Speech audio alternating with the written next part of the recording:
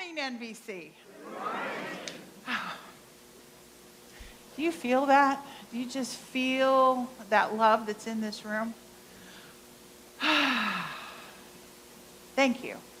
That felt really good. You know, this month we've been talking an awful lot about love. We had the beautiful Cynthia James here, and she talked about the magic and the mystery of love and how it can open doors to new kingdoms for us to explore. Wow, what a beautiful thing for us to explore. And then Rev Leslie, she talked about that pure, divine love that's at the center of our being, that's soft and loving, quiet and accepting. Well, what happens when life happens? Like outside of these four walls, when it's all spinning, when we find ourselves in the midst of something that is turbulent, that is chaotic, that is perhaps conflict and disruption and upheaval. Can we find love there too? Ah, thank you. Okay. So the answer is a resounding yes, okay? So life is not all blue skies and butterflies. It's not just playing a tune, but it's actually part of our journey. And they can be quite turbulent. How many of us here have been on a red-eye flight? Yep. You're sipping your cocktail or your Diet Coke. You're watching your favorite movie. Perhaps it's a classic like All About Eve. Many of you remember that one. Tom didn't, but yeah. So you're watching All About Eve, and the pilot comes on, and in this sultry Betty Davis voice, she says, "Fasten your seatbelts, we're in for a bumpy night." Yeah. Well, I don't know about you, but turbulence doesn't really announce itself in my life. It just kind of shows up like a jolt, like a, knock me off my center kind of thing. It forces me to clutch the armrest and pray that I have a parachute. We think, oh no, I didn't ask for this. Wait a second. This is really inconvenient. You know what? I have other plans right now. I don't need this. Well, here's the truth. Turbulence is neither good nor bad. It just is. Turbulence is simply the air around us moving. Spirit is rearranging what was familiar. That's all.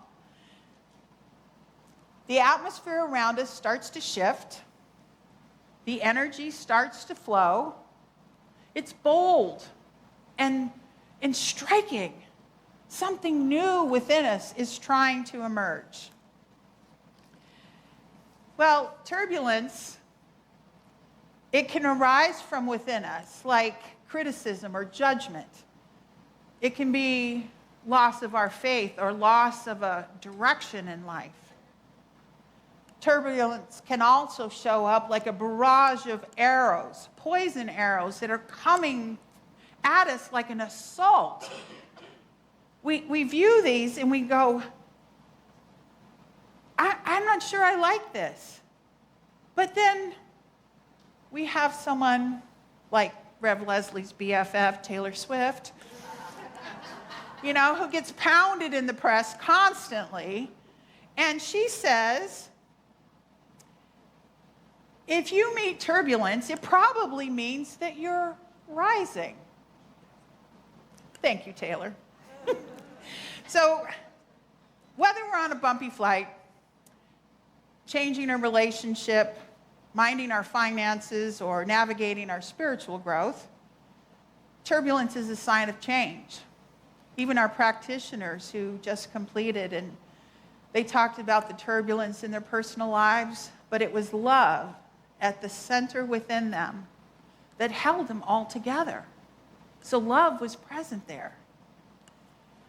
Ernest Holmes, the founder of our teaching, said change is always taking place within that which is changeless. What does that mean? Well, it means that God is infinite. God is all-powerful, eternal, and everywhere present, including in the midst of our turbulence. It means that when life happens and those swirling conflicts happen,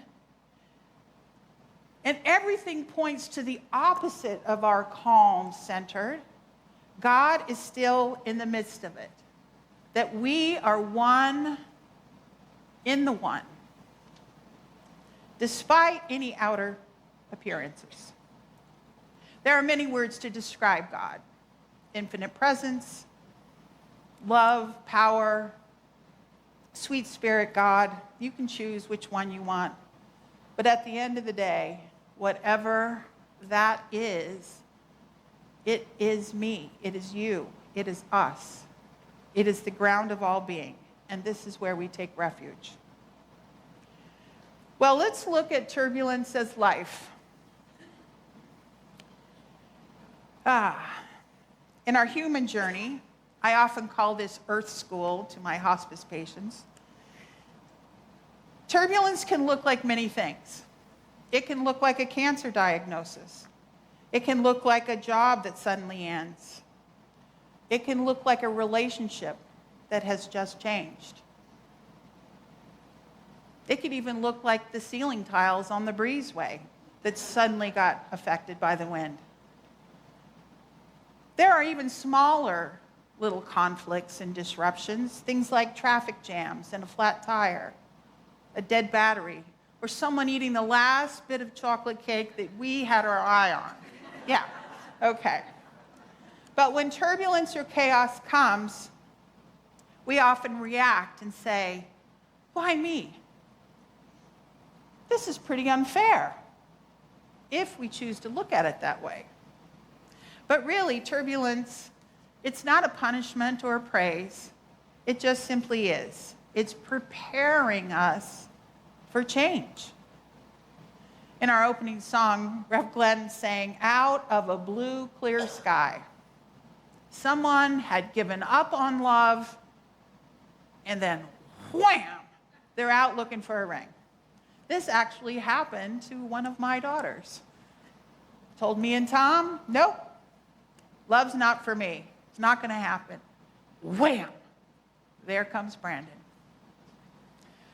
All right, we can think of turbulence like a river. I love this metaphor. The limpid pools near the shore, they are beautiful. But so are the rapids, because the rapids are what stirs up the nutrients, okay? They oxygenate the water. They provide nutrients for the plants and the fish. Without turbulence in the water, it would stagnate, just like us. We would stagnate. I like to think that turbulence might just be spirit aerating our own river experience, keeping things fresh, alive, and moving, and definitely interesting. Ernest Holmes put it this way: life is a mirror and will reflect back to the thinker what we think into it. So if we meet turbulence with fear, we're going to see chaos. If we meet turbulence with love, we can see transformation. Remember, we always have a choice on how to see it. In January 2024, many of you know, I was diagnosed for the second time with breast cancer. Not my favorite turbulence. But I called it my healing adventure because I had a positive outlook, like this was going to I'm going to get in, get out, get done. It's going to happen. It wasn't necessarily something to fear, but to notice that things were changing in my life. And I looked into it to discover its greater meaning. I thought, quite naively, that I was going to be out for 6 weeks, have surgery, come back, get on with the comings and goings in my life, and everything was going to be just fine. But my healing adventure did not unfold that way. There were setbacks and disruptions. In fact, I am still healing. I am still recovering. There was a different chemo that was added to my care plan, and there were changes that occurred in my physical, my mental, and my spiritual bodies. They were wreaking havoc on my spirit. Well, I look back to 1 year ago in my journal, and I was recuperating up in the Pacific Northwest at my daughter's. I felt raw and vulnerable and uncertain of what was next. I was contemplating what this adventure was really revealing in my life. And this is what I wrote in my journal.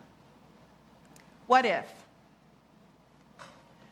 What if every choice that I have ever made has been the choice that made me grow exponentially? Great question. What if every missed opportunity and path not taken pushed me towards the detour for a better outcome?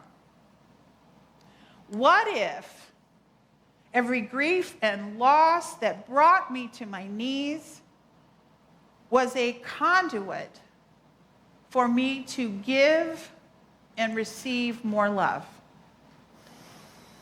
Drink that in. I deepened into those questions, and I heard Spirit's nudge. I continued to journal. I prayed. I welcomed wisdom from the 4 elements.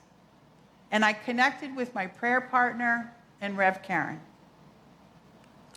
What became clear to me around that time was that I was to step away from director as youth and family.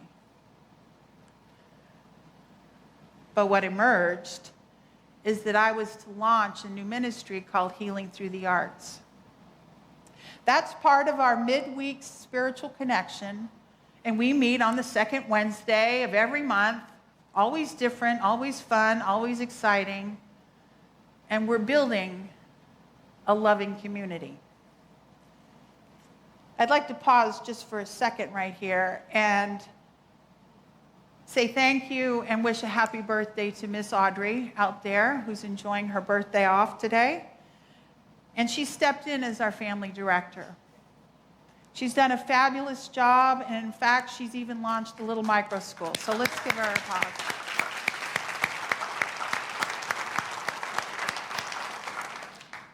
So sometimes this turbulence that dances around us takes a while to dissipate.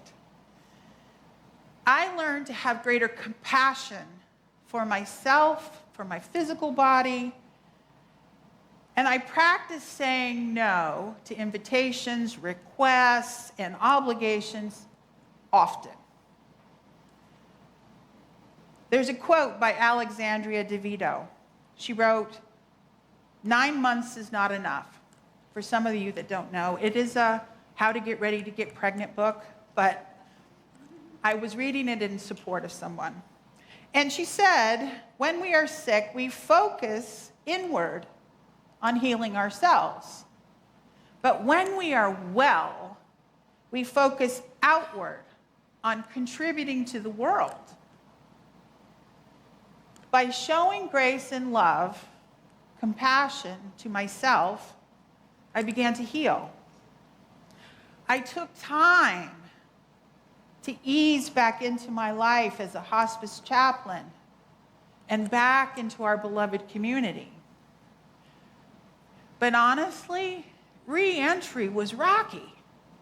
It was tough after being so inward to then come and be outward. And you know what helped? Love. Love did that. It made it easy for me to re-enter. I began to see, slowly, I began to see beauty in more places. I reignited my passion for the arts. And in order to live my most beautiful life, I could then empower others. Our Wednesday night group has explored poetry and neurographics. It has explored paint and play. We've listened with love and shared from our hearts. We practice intentional daydreaming. It was fun. All while building this beloved community. All of this seemed to quell the turbulence that was in my life, and it began revealing wholeness. But spiritual practice is not just limited to one method, the arts or whatever. For me, variety is the key. I love variety. So my DSSP, the Daily Substantial Spiritual Practice, included the 4 elements. So I'd like to talk about those. These have all been a foundation of my life. We first turn to the earth. Earth is stability. It is grounding. It is strength. It is reminding us to lean into our bodies. Earth, even when the earth is shaking violently and we're not sure where to turn, earth is what holds us. When turbulence comes along, we can affirm, I am rooted in spirit, my foundation is unshakable. Every chance I had, I would affirm and repeat this often. I would then peel off my shoes and stick my toes in Mother Earth and wiggle them around in the green, green grass. It was heaven. It was grounding. It was safe. Perhaps there may be a few of you sitting here right now that feel a little unsteady, a little off course. So maybe we can say this affirmation together. I am rooted in spirit. My foundation is unshakable. Doesn't that feel good? Yeah. Okay. To know at a very deep level that we are held. When our earth element is out of whack, we can strengthen it by paying attention to our bodies, asking what does it need, and by giving our bodies time to rest. Time to let go of the chaos around us. We become nourished by its power and stability. We can practice having compassion for ourselves, for our neighbors, and we can support each other through beloved community. Next, we turn to air. Air is movement. Air is breath and inspiration. Turbulence can remind us to breathe. And isn't it funny that the most basic spiritual practice we have, being mindful of our breath, is the one that we forget the most when turbulence happens? Something to note.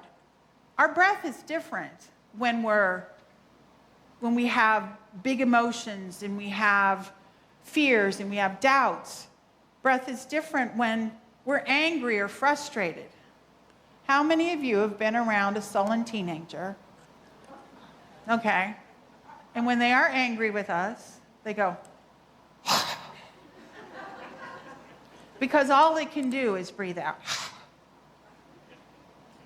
Well, our breath is also different when we're crying, when we can't catch our breath. It sounds more like, and we forget to breathe out. We need to relax and allow our breath to come back to that gentle rhythm. Air can chase away negative thoughts. It can clear the mental cobwebs and introduce freshness. Last week in our Healing Through the Arts class, we participated in play. If you missed it, you missed it. Sorry. We took ribbon wands and we moved around the room, clearing the cobwebs from our own thinking. And we danced and we played, and our breath was not static. It was not unstable. It was balanced and in harmony. You can move around your house that way too, even if no one's watching. Okay. So let's move to fire. Fire is energy. It transforms. It burns away the old, it feeds courage, and it ignites our passions. When turbulence feels like it is causing everything to go up in flames, maybe it is. But fire is how forests renew. It's how the seeds crack open. It's how soft clay is hardened into a beautiful and useful pot. Within the turbulence of fire, something greater is emerging. By embracing our fire element, we can notice where our focus is. Are we stuck in a rut? Has our fire light dimmed? Whatever got us here will not get us there. So we need to rekindle those flames through our journaling and reflection. We need to ignite passion through inspired action and through connection with others. Fire welcomes a shift in our perception. It expands our possibilities. And it's a rediscovery of our heart's desires. Now, water. Water flows. It's adaptable. It can be calm as a turquoise pool. It can be turbulent as a stormy sea. Water reminds us that we are held, that we are supported, that I can move within this. I can bend without breaking, and I can move around every obstacle. That's what the wisdom of water teaches us. How many of you have taken a stroll to the Peace Garden? Now's not the right time to do it, obviously, because it's late August. But have you noticed the art installation there, the painted rock river? It was done by participants in the Healing Through the Arts class. And it is a metaphor for resiliency and strength. It's also a metaphor for embracing change. Many of you have asked, well, why are there no rocks under the bridge? Well, I will tell you, it's because I practice self-care and love. It started to get hot. I ran out of time. And I decided to honor myself and not put them there. Okay? I will tell you, as an update, it will get completed. Okay. That's just how I roll. Okay.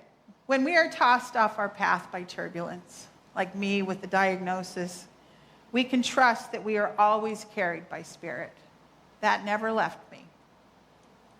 Water also shimmers. It winks at us. And if we look closely at the painted river rock, we'll see the glimmer rocks there. I love glimmers. My very dear friend and I share glimmer stories and God winks. We notice these God winks and glimmers in our lives almost every day. We are convinced that they are God's way of saying, I've got you. Don't worry. You are supported. You have all that you need. Keep going. Life is good. But we must look for it. We must look for the glimmers. We must notice where the good is. Together, these four elements have taught me great wisdom in navigating life's storms. It's helped me to go with the flow. It's helped me to recognize that God is my center. If Spirit can orchestrate galaxies, it can handle a little bump in my flight plan. I can relax. God, as love, is the center of my being. It's what harmonizes everything. It's the same power that lifts an airplane and creates a waterfall. It's the same power that holds me, and it's the same power that holds all of you. In closing, we can view turbulence as a spiritual practice.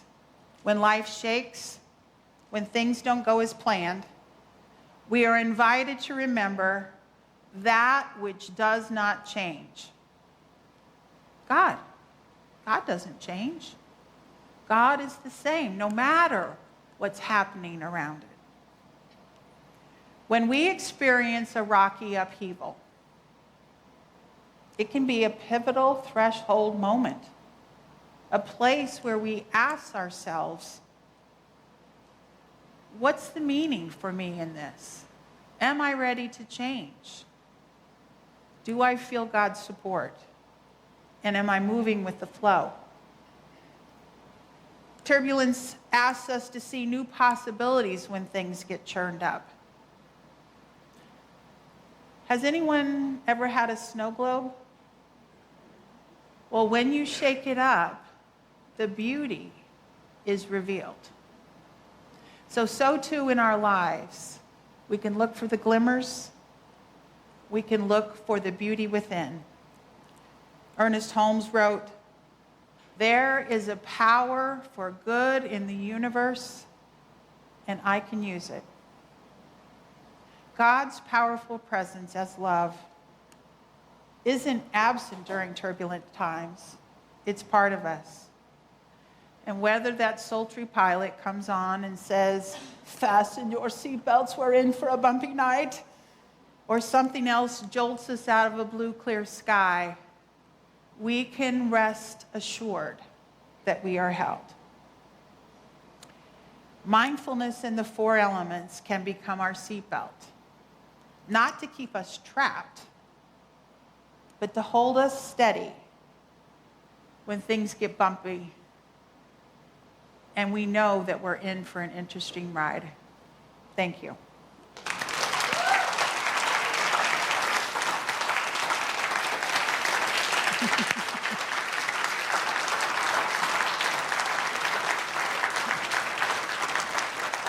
So I invite us all to go within, to that sacred place where we are all held. I recognize that there is only one activity, one pure presence. It is everywhere. It is all powerful. It is all knowing. It is all sustaining. It is the gift of life. I recognize that God is in and through and as me, and in and through and as everyone gathered here. I know that God is in the earth, stable and strong. I know God is in the air, fluid, moving, refreshing, renewing. I know that God is in the fire that ignites our passions and prepares us for change. to move confidently in the direction of our dreams. I know that God is in the healing powers of water to keep things fresh and moving and flowing, supporting us as we bump along the rocks. I know that God is in all of that. I know that God is in our music ministry, in our youth and family ministry. I know it's on the stream team. I know that whatever is happening outside of these doors may be movement, but right here in the center, God is present. So too in our lives. I am so grateful for all of the gifts and the wisdom handed down in so many practices and in so much love. I have been blessed, and I know that this sweet essence of God is the love of my life. So I hand this over with great gratitude, affirming and knowing that all is well, that I can walk through the doors and feel that safe and steady peace right here in this sanctuary. And I speak a word of blessing to all of those who are watching online and who view this prayer and this service at another time, knowing that they too are held steady and safe, whatever is going on in their lives, that we are one in the one and it is good. So I hand this over to the one who does the work, who is the creator, who is love. Thank you, life. Thank you, love. And together we say, and so it is.